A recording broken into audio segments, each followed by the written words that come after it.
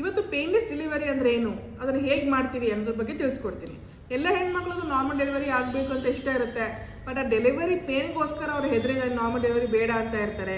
ಒಬ್ಬೊಬ್ರು normal delivery ಬೇಕಂತ ನಾವು ಸ್ಟಾರ್ಟ್ ಆದಮೇಲೆ ಬೇಡ ಬೇಡ ಅಂತ ಹೇಳಿ ಸಿಸೇರಿಯನ್ ಸೆಕ್ಷನ್ಗೆ ಒಪ್ಕೊಂಡ್ಬಿಡ್ತಾರೆ.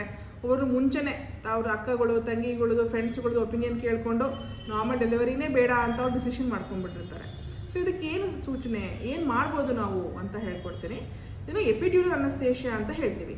ಅಂದರೆ ನಾವು ಒಂದು ಬೆನ್ನಲ್ಲಿ ಸೂಜಿ ಹಾಕಿ ಅದರಲ್ಲಿ ನಾವು ಅನಸ್ತೇಷಿಯಾ ಕೊಡ್ತಾ ಇರ್ತೀವಿ. ಅದು ಕೊಡಬೇಕಾದ್ರೆ ಅವಳು ತಾಯಿ ಅಡ್ಡಾಡ್ತಾ ಇರ್ಬೋದು, ತಿಂತಾ ಇರ್ಬೋದು, ಅವರಿಗೆಲ್ಲ ಸೆನ್ಸೇಷನ್ ಇರುತ್ತೆ, ಎಲ್ಲ ಇರುತ್ತೆ. ಬಟ್ ಅವ್ರಿಗೆ ಹೆರಿಗೆ ನೋವು ಅಷ್ಟು ಗೊತ್ತಾಗ್ತಾ ಇರಲ್ಲ.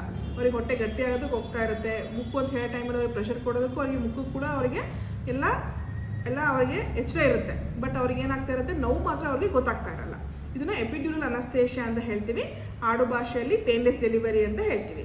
ಇದನ್ನು ನಾವು ಯಾವಾಗ ಗರ್ಭಕೋಶ ಬಾಯಿ 4 ಸೆಂಟಿಮೀಟರ್ಗಿಂತ ಜಾಸ್ತಿ ಆಗುತ್ತೋ, ಅಂದರೆ ಅವಳು ಆ್ಯಕ್ಟಿವ್ ಲೇಬರಲ್ಲಿಗೆ ಹೋಗ್ತಾರೋ ತಾಯಿ, ಅವಾಗ ನಾವು ಇದನ್ನು ಕೊಡ್ತೀವಿ. ಇದು ಬಹಳ ಸೇಫು. ಯಾವಾಗ ಡೆಲಿವರಿ ಆದಮೇಲೆ ಮಗು ಮತ್ತು ತಾಯಿ ಚೆನ್ನಾಗಿದೆ ಅಂದರೆ ಅದನ್ನು ನಾವು ತೆಗೆದುಬಿಡ್ತೀವಿ. ಅದಾದಮೇಲೆ ಅವರಿಗೆ ನಾರ್ಮಲ್ ಆಗಿರುತ್ತೆ, ನಾರ್ಮಲ್ ಡೆಲಿವರಿನೂ ಆಗುತ್ತೆ. ಅವ್ರಿಗೆ ನಾರ್ಮಲ್ ಡೆಲಿವರಿದು ಪೇನ್ ಕೂಡ ಗೊತ್ತಾಗಲ್ಲ. ಇದರಿಂದ ತಾಯಿಗೂ ತೊಂದರೆ ಆಗಲ್ಲ, ಮಗುಗೂ ತೊಂದರೆ ಆಗಲ್ಲ. ಈ ಥರ ಮಾಡಿಸ್ಕೊಂಡು ನೀವು ನಾರ್ಮಲ್ ಡೆಲಿವರಿನ ಆರಾಮ್ಸೆ ಮಾಡಿಸ್ಕೋಬೋದು. ಧನ್ಯವಾದಗಳು.